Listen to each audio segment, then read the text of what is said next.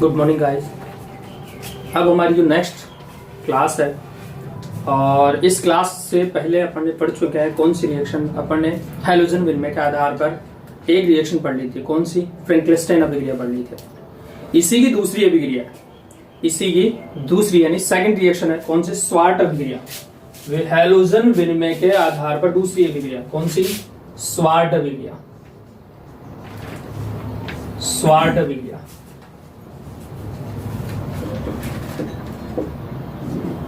Sword अभिक्रिया। अब देखो स्वार्ट अभिक्रिया कौन सी? हैलोजन स्वार्ट अभिक्रिया। देखो हैलोजन विनिमय के आधार पर दूसरी रिएक्शन है किस तरीके से? वही एल्किल आयोडाइड यानी कि अपने पास R और ये I, इसके रिएक्शन करवाएं अपने पास AgF।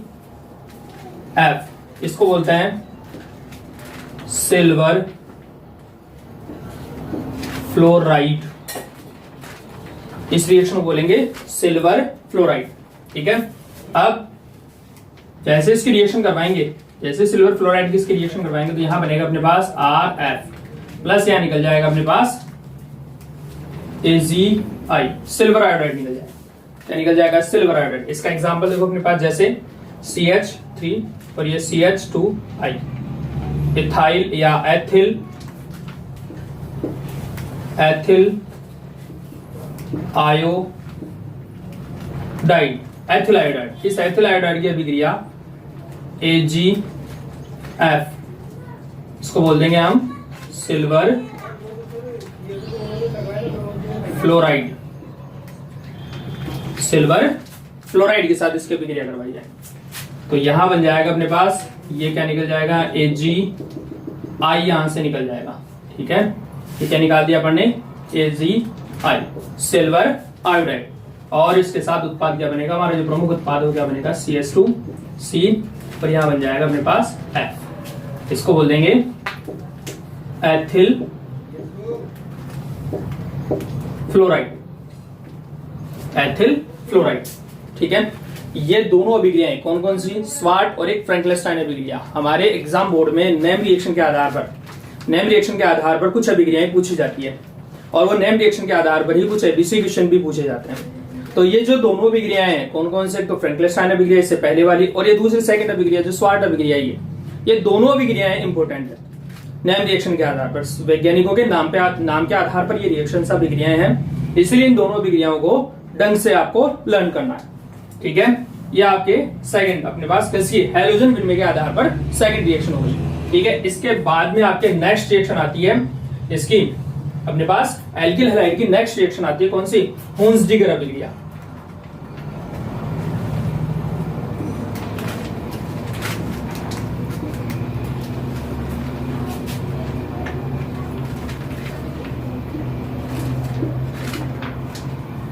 हुंसडीगर अभिक्रिया। ठीक है। इस हुंसडीगर अभिक्रिया को एक और नाम से जाना जाता है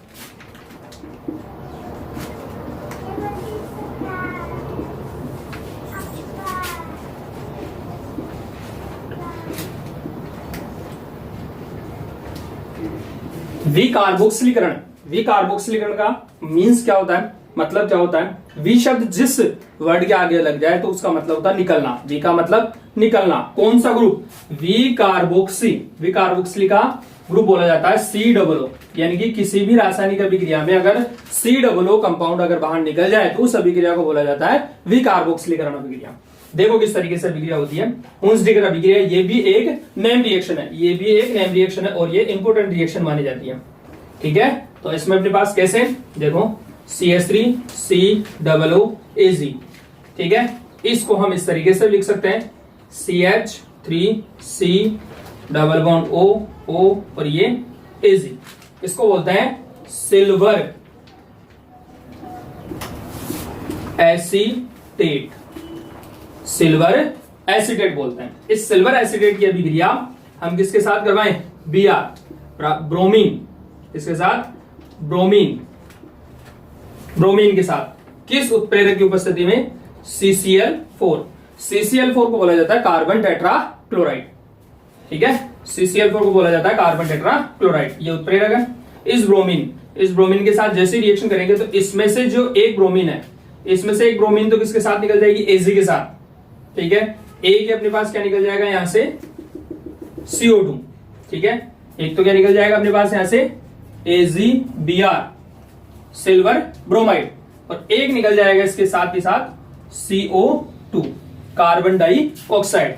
अब एक Br यहां बच गया और एक CH3, तो यहां आ जाएगा अपने पास CH3, यहां आ जाएगा अपने पास CH3Br, इसको बोलेंगे अपने पास मैथिल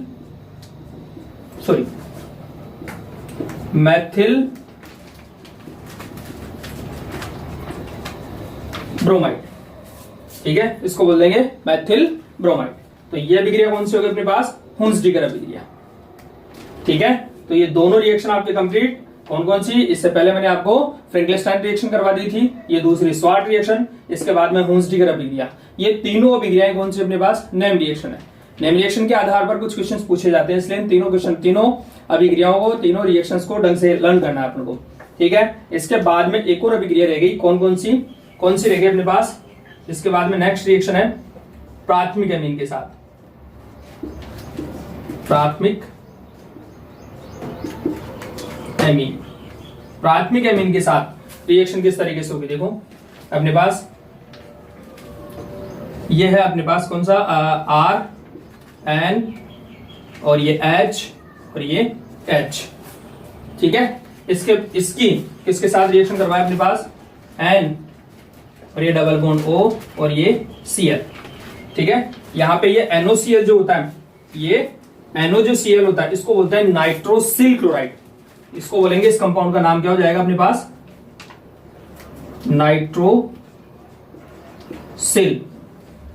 नाइट्रोसिल क्लोराइड। इस कंपाउंड का नाम क्या हो जाएगा? Nitrosyl chloride. देखो इजी रिएक्शन ये भी, यहां से तो ये क्या निकल जाएगा? H2O, यहां से क्या निकल जाएगी अपने पास?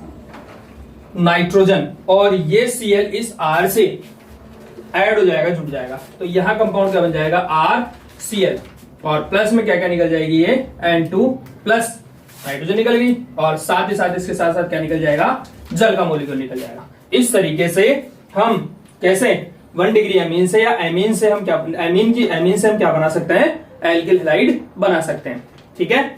आ गया समझ में? तो ये आपकी रिएक्शंस हो गई कौन सी? किसके साथ? हम एल्किल हैलाइड बनाने की अभिक्रियाएं पढ़ ली है, ठीक है। अब आगे देखिए, एल्किल हैलाइड की अपने रास्ता बनाने की अभिक्रियाएं पढ़ ली है। अब इसके बाद में एल्किल हैलाइड के हम फिजिकल प्रॉपर्टीज या भौतिक गुण हम पढ़ेंगे। देखो इसमें सबसे पहला टॉपिक है, सबसे पहला अपने पास इसमें भौतिक गुण है कि शुद्ध अवस्था में एल्किल हैलाइड सभी एल्किल हैलाइड रंगीन होते हैं। प्योर जो होता है ना, बिल्कुल शुद्ध अवस्था में, तो एल्किल हैलाइड बिल्कुल रंगीन होंगे। लेकिन अगर इस एल्किल हैलाइड को हम एल्किल हैलाइड में से कुछ को, किसको, यदि एल्किल हैलाइड में किस को, जैसे एल्किल एक तो ब्रोमाइड है, ठीक है, एल्किल ब्रोमाइड, और एक अपने पास एल्किल आयोडाइड। अगर इन दोनों को हम सूर्य के प्रकाश की उपस्थिति में रख दें तो ये पीले पड़ जाते हैं, ठीक है। आ गया समझ में? फर्स्ट पहला भौतिक गुणधर्म समझ में आ गया होगा। दूसरा देखो अपने पास, दूसरा क्या है? Alkyl halide. सभी एल्किल हैलाइड पानी में क्या रहता है? अघुलनशील। वाटर में क्या रहता है? अघुलनशील।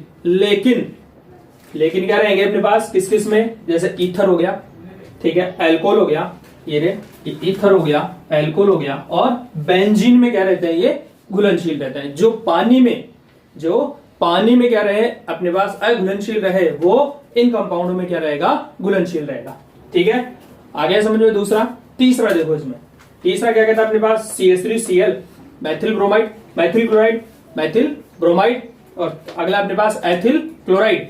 फिर इसके बाद में है ये क्या? तीनों क्या रहते हैं? गैसीय अवस्था में रहते हैं, जबकि मैथिल आयोडाइड, ठीक है, और अन्य एल्किल हैलाइड, ठीक है, कौन सा? मैथिल आयोडाइड और एल्किल, कौन से? सभी बाकी की जो एल्किल हैलाइड की अवस्था में रहते हैं, या तो ठोस अवस्था में रहेंगे या द्रव अवस्था में रहेंगे, क्लियर। इसके बाद थर्ड फोर्थ अगला देखो, इसमें अपने पास एल्किल हैलाइडों को जलाने पर, कोई सा एल्किल हैलाइड है, उस एल्किल हैलाइड को हम जलाएं तो उसके साथ हरे रंग की, किसके साथ? हरे रंग की ज्वाला के साथ क्या करते हैं? ये जलते हैं, ठीक है, हरे रंग की ज्वाला के साथ ये जलते हैं।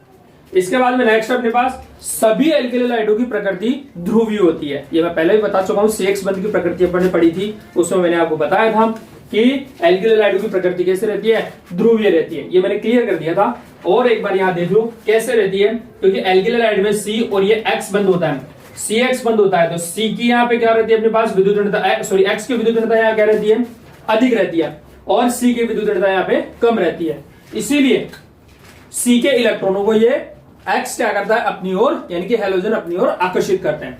आकर्षित करने के कारण इसके ऊपर तो क्या आ जाता है, आंशिक ऋणावेश आ जाता है, और उसके ऊपर क्या आ जाता है, आंशिक धनावेश आ जाता है। क्लियर है, आ गया होगा। अब आगे देखो नेक्स्ट केस, इसीलिए इसकी प्रकृति कैसे रहेगी, एल्किल हैलाइड की प्रकृति कैसे रहती है, ध्रुवीय रहती है। ठीक है, इसके बाद में देखो नेक्स्ट क्या है अपने पास इसका, एल्किल हैलाइडों की अगर क्वथनांक की बात करें, एल्किल हैलाइडों की क्वथनांक की बात करें तो यह हाइड्रोकार्बन, अगर तुलना करें एल्किल हैलाइडों की और हाइड्रोकार्बनों की अगर तुलना करें तो हाइड्रोकार्बनों की से क्या रहता है, इनका क्वथनांक क्या रहता है, अधिक रहता है। ठीक है, आ गया होगा समझ में। नेक्स्ट देखो, लेकिन इसमें क्या रहेगा अपने पास, इसके एल्किल हैलाइडों का क्वथनांक संगत हाइड्रोकार्बन से क्या रहता है अपने पास, अधिक रहता है। ठीक है, लेकिन जैसे जैसे अणुभार बढ़ता जाएगा वैसे वैसे क्या रहेगा, इनका क्वथनांक क्या रहेगा, बढ़ता जाएगा। अब इसमें देखो अगले नेक्स्ट, इसमें अपने पास क्या दे रखा है, एक बार दोबारा रिपीट कर रहा हूं इस 6 पोर्शन को मैं। एल्किल हैलाइड का जो क्वथनांक होता है वो संगत हाइड्रोकार्बन से क्या होता है अपने पास, अधिक होता है, यानी एल्किल हैलाइड का अधिक होता है और हाइड्रोकार्बन का कम होता है। लेकिन जैसे जैसे अणुभार बढ़ता जाएगा वैसे वैसे इसका क्वथनांक भी क्या होता चला जाएगा, बढ़ता चला जाएगा, क्योंकि मोलिकुलर वेट बढ़ेगा तो उसका बॉइलिंग पॉइंट भी क्या होगा, इंक्रीज होगा। ठीक है, नेक्स्ट पॉइंट है इसका, देखो अपने पास 7 पॉइंट है अपने पास, यदि एल्किल समूह, देखो इन तीनों में अपने पास यहाँ भी एल्किल, यहाँ CH3, यहाँ भी CH3, यहाँ भी CH3 और यहाँ भी CH3 है, तो एल्किल हैलाइड की बात करें यहाँ पे एल्किल समूह क्या है, यहाँ पे समान है। एल्किल समूह यहाँ पे क्या है, चारों में क्या है, समान है, लेकिन हैलोजन परमाणु क्या है, चारों में भिन्न भिन्न चेंज है, अलग अलग है। ठीक है, और कैसे, इसमें अपने पास अगर इसके क्वथनांक की क्रम की बात करें तो अपने पास यहाँ पे आयोडाइड का, यानी मेथिल आयोडाइड का क्वथनांक सबसे ज्यादा होता है। क्यों होता है, इसका रीजन क्या है, इसका रीजन मैंने बताया था कि वर्ग में ऊपर से नीचे की ओर आने पर आयोडीन का यानी आई का आकार क्या होता है, बढ़ता है, और फ्लोरीन का आकार यहाँ पे क्या होता है, छोटा होता है, और इसका आकार क्या होता है, यहाँ पे बड़ा होता है। तो जिसका आकार बड़ा होगा तो उसका क्वथनांक भी क्या होगा, अधिक होगा। कब, ये कंडीशन है कि जब एल्किल समूह की संख्या चारों में क्या हो, समान हो। ठीक है, तो ये पॉइंट क्लियर हो गया होगा। अब इसके बाद में देखो 8वां पॉइंट, 8 पॉइंट में देखा जाएगा यदि एल्किल हैलाइड क्या हो, देखो यहाँ पे तो क्या था अपने पास 7 पॉइंट में तो क्या था, एल्किल समूह समान था। अब यहाँ क्या कर दिया जाए, हैलाइड जो है यानी हैलोजन जो परिवार है उनमें से क्या करते हैं, अपने पास समान करते हैं। तो यहाँ पे यदि अपने पास हैलाइड अगर समान हो तो अब इसमें 2 है अपने पास, शाखित कार्बन श्रृंखलाओं का क्वथनांक क्या रहता है अपने पास, कम होता है। किसका, शाखित कार्बन श्रृंखलाओं का क्वथनांक यहाँ क्या रहता है, शाखित का क्या रहेगा, कम रहेगा, और अशाखित का क्वथनांक क्या रहेगा, अधिक रहेगा। अब देखो शाखित और अशाखित क्या होता है, यहाँ पे देखो जैसे ये कोई पेड़ है तो इस पेड़ पे हमारे पास कोई भी शाखा नहीं है, तो ये तो कौन सा हो गया अपने पास, अपने पास कौन सा हो गया अपने पास, अशाखित हो गया। ये तो कौन सा हो गया अपने पास, अशाखित। और यदि इसके हम ब्रांच निकाल दे, अगर शाखाएं निकाल दे, तो ये कौन सा हो जाएगा अपने पास, शाखित हो जाएगा। आ गया होगा समझ में। ठीक है, मेरा कहने का मतलब है कि यदि कार्बन चेन यहाँ कार्बन अगर एडेड कर दे, जोड़ दे, तो ये तो कौन सा हो गया, अशाखित। और यहाँ पे अगर कार्बन चेन, यहाँ भी कार्बन है, यहाँ भी कार्बन है, यहाँ भी कार्बन है, और यहाँ पास में इसके एक और कार्बन लगा दे, तो ये कौन सा हो गया अपने पास, शाखित हो गया। ठीक है, तो यहाँ पे क्या हो गया अपने पास, शाखित कार्बन श्रृंखलाओं का क्वथनांक तो क्या रहता है अपने पास, यहाँ पे कम होता है, क्योंकि यहाँ पे इसकी स्पेस यानी जगह क्या हो जाती है, इसकी कम हो जाती है। लेकिन अशाखित का मतलब लंबी कार्बन चेन हो, तो जिसकी ज्यादा लंबी कार्बन चेन होगी उसमें क्वथनांक भी क्या रहेगा, अधिक रहेगा। समझ में आ गया होगा। इसमें देखो यहाँ पे एक एग्जांपल दिया है, यहाँ पे ये तो हो गया अपने पास अपने शाखित है। ठीक है, ये अधिक शाखित है, ये कम शाखित है, और ये बिल्कुल ही शाखित नहीं है, इसीलिए इसका क्वथनांक क्या रह गया, ज्यादा हो गया। ठीक है, आ गया होगा समझ में। अब 9 पॉइंट देखो, एल्किल हैलाइडों में, केवल एल्किल हैलाइड की बात करें अपने पास, एल्किल हैलाइडों में एल्किल आयोडाइड क्या रहता है, अधिक क्रियाशील होता है। ठीक है, अधिक क्रियाशील होने से रिएक्टिविटी क्या रहती है, ज्यादा होती है। क्यों होती है, क्योंकि आयोडाइड का आकार, आयोडाइड का इसमें आयोडीन जो दे रखा है ना, आयोडाइड, इसमें आयोडीन का आकार क्या रहता है, बड़ा रहता है। तो ये क्या थी हमारी फिजिकल प्रॉपर्टी से किसकी, एल्किल हैलाइड की। ठीक है, इसका आप स्क्रीनशॉट ले लीजिए। 1 मिनट आप रुकिए, 1 मिनट। अब इसका क्या ले लीजिए आप, स्क्रीनशॉट ले लीजिए। इसके बाद में हम नेक्स्ट टॉपिक पढ़ेंगे, ठीक है। अब आगे देखो इसका नेक्स्ट टॉपिक, ये तो हो गई अपने पास किसकी, फिजिकल प्रॉपर्टीज हो गई, ठीक है। अब आगे पढ़ेंगे इसकी केमिकल प्रॉपर्टीज पढ़ेंगे। रासायनिक अभिक्रिया, फिजिकल प्रॉपर्टीज के बाद में, भौतिक गुणों के बाद में, अब इसके बाद में आते हैं रासायनिक गुण, एल्किल हैलाइड के रासायनिक गुण। तो सबसे पहले बात करें अपने पास एल्किल हैलाइड के रासायनिक गुणों में, एल्किल हैलाइड की रासायनिक अभिक्रियाओं से स्टार्ट होती है। इसमें देखो सबसे पहले एल्किल हैलाइड 4 प्रकार की अभिक्रियाएं प्रदर्शित करता है। एल्किल हैलाइड 4 प्रकार की अभिक्रियाएं प्रदर्शित करता है। कौन कौन सी, एक तो सबसे पहले है नाभिक स्नेही प्रतिस्थापन अभिक्रिया, नाभिक स्नेही प्रतिस्थापन अभिक्रिया। दूसरी अभिक्रिया अपने पास विलोपन अभिक्रिया, और इसके बाद में है धातुओं से अभिक्रिया, यानी कि एल्किल हैलाइडों की अगर हम धातुओं के साथ अभिक्रिया करवाएं तो, ठीक है। इसके बाद में अपने पास अपचयन अभिक्रिया, यानी एल्किल हैलाइडों का अपचयन किस तरीके से होगा और उसके बाद में नया प्रोडक्ट क्या बनेगा, ठीक है। ये 4 अभिक्रियाएं पढ़ेंगे। देखो अब तक अपन ने पढ़ा था एल्किल हैलाइड का निर्माण पढ़ा अपन ने, अब पढ़ेंगे एल्किल हैलाइड से हम क्या क्या बना सकते हैं। अभी तक तो पढ़ा अपन ने एल्किल हैलाइड का बनाना पड़ा था, अब बढ़ेंगे अपने पास कि एल्किल हैलाइड से हम क्या क्या निर्माण कर सकते हैं, क्या क्या बना सकते हैं। तो इसमें सबसे फर्स्ट अभिक्रिया पढ़ेंगे अपने, सबसे पहले कौन सी अपने पास, नाभिक स्नेही प्रतिस्थापन अभिक्रिया। देखो नाभिक स्नेही प्रतिस्थापन अभिक्रिया को इंग्लिश में बोला जाता है nucleophilic substitution reactions, nucleophilic substitution reaction. इसको शॉर्ट फॉर्म में कहा जाता है एसन, एसन अभिक्रिया भी कहते हैं इसको, ठीक है। इसमें क्या होता है अपने पास, देखो नाभिक स्नेही, नाभिक स्नेही का मतलब कि एल्किल हैलाइड के ऊपर नाभिक का स्नेह करने वाला, नाभिक का स्नेह करने वाला अटैक करता है।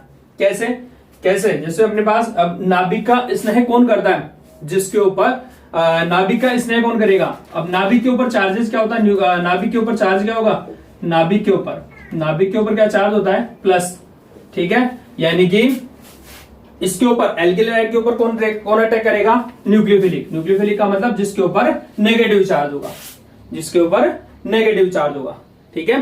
तो आ गया होगा समझ में। अब देखो अपने पास, तो इसका मतलब अपने पास नाभिक स्नेही, नाभिक स्नेही का मतलब नाभिक का स्नेह करता हो, यानी कि अपने पास love of nucleus, love of nucleus, ठीक है। अब फॉर एग्जांपल जैसे यहाँ पे अपने पास RX एल्किल हैलाइड है, इस एल्किल हैलाइड के ऊपर क्या किसका अटैक करवाएं, न्यूक्लियोफिलिक का, NU माइनस चार्जेस है, न्यूक्लियोफिलिक का इसके ऊपर अटैक करवाएं तो यहाँ पे क्या आएगा अपने पास, क्या बनेगा, न्यूक्लियोफिलिक इसको क्या कर देगा, X को क्या कर देगा, बाहर रिमूव कर देगा और उसकी जगह क्या आ जाएगा, न्यूक्लियोफिलिक अटैच हो जाएगा, ठीक है। इसी अभिक्रिया के आधार पर इस नाभिक स्नेही की प्रतिस्थापन अभिक्रिया की यहाँ पे परिभाषा लिखी है हमने। क्या परिभाषा हो जाएगी कि प्रबल नाभिक स्नेही, प्रबल नाभिक स्नेही यहाँ पे अपने पास OH भी हो सकता है, ठीक है, OH भी हो सकता है। नेगेटिव चार्ज जिसके ऊपर आता है वो क्या करेगा, एल्किल हैलाइड के ऊपर अटैक करेगा, एल्किल हैलाइड के ऊपर आक्रमण करेगा, ठीक है। जैसे OH यानी इस न्यूक्लियोफिलिक के ऊपर, ये जो न्यूक्लियोफिलिक है ना अपने पास, इस न्यूक्लियोफिलिक की जगह हम क्या क्या लिख सकते हैं, जैसे OH भी लिख सकते हैं अपने पास। अब OH कहां से, ये so अपने पास OH कहां से मिलेगा, OH अपने पास H2O से भी मिल सकता है और KOH से मिल सकता है, NaOH से भी मिल सकता है, यानी कि जिसमें OH समूह हो, जिसमें OH समूह हो वहां से हम क्या ले सकते हैं अपने पास, न्यूक्लियोफिलिक ले सकते हैं, ठीक है। आ गया होगा समझ में। देखो अब इसके अंदर अपने पास बात करें किसकी, डेफिनेशन की, इसकी परिभाषा की। प्रबल नाभिक स्नेही, प्रबल नाभिक स्नेही, ठीक है, न्यूक्लियोफिलिक की बात करें तो प्रबल नाभिक स्नेही कार्बन परमाणु पर आक्रमण करके हैलोजन को क्या कर दें, प्रतिस्थापित कर दें, यानी कि हैलोजन को वहां से रिमूव कर दे, वहां से हटा दें, ठीक है। तो हटा दें तो उस अभिक्रिया को हम क्या बोलेंगे, नाभिक स्नेही प्रतिस्थापन अभिक्रिया। तो उस अभिक्रिया को क्या कहेंगे हम, नाभिक स्नेही प्रतिस्थापन अभिक्रिया। आ गया होगा समझ में, ठीक है। अब इसके बाद में देखो न्यूक्लियोफिलिक हो गई, ठीक है। इसके बाद में इस अभिक्रिया को पुनः 2 भागों में बांटा गया है, ठीक है, पुनः 2 भागों में बांटा गया। कौन कौन से में, एक अणु नाभिक स्नेही, एक अणु नाभिक स्नेही प्रतिस्थापन अभिक्रिया, इसको इंग्लिश में बोला जाता है unimolecular, unimolecular nucleophilic substitution reactions बोलते हैं इसको, ठीक है। अर्थात कहने का मतलब इसको शॉर्ट फॉर्म में हम SN1 पर 1 लगाया, इसलिए इस अभिक्रिया को क्या कह सकते हैं हम, SN1 अभिक्रिया। हिंदी में क्या कहेंगे इसको, एक अणु अभिक्रिया। दूसरी इसी का दूसरा पार्ट है द्विक अणुक नाभिक स्नेही प्रतिस्थापन अभिक्रिया, इंग्लिश में बोला जाता है इसको बाइमोलिकुलर, बाई का मतलब होता है दो, बाइमोलिकुलर न्यूक्लियोफिलिक सब्स्टिट्यूशन रिएक्शन बोलेंगे इसको, ठीक है। इन दोनों अभिक्रियाओं के बारे में अंतर सहित अंतर भी करेंगे इसके, और ये 12th एग्जाम बोर्ड में कई बार क्वेश्चन रिपीट भी हुआ है कि SN1 और SN2 अभिक्रिया में, इसमें SN1 और SN2 अभिक्रिया में अंतर भी पूछा गया है, ठीक है। और इन दोनों की अंतर के साथ साथ इनमें इनकी एल्किल एल्डिहाइडों की इनकी क्रियाशीलता का क्रम भी पूछा गया है कि किसका ज्यादा होता है, कौन से एल्किल एल्डिहाइड की क्रियाशीलता का क्रियाशीलता ज्यादा होती है, 1 डिग्री की, 2 डिग्री की या 3 डिग्री की ज्यादा होती है, ठीक है। तो अब इन दोनों के बारे में कौन कौन से में SN1 और SN2 अभिक्रिया के बारे में हम नेक्स्ट क्लास में क्या करेंगे, इसमें डिस्कस करेंगे इसके बारे में।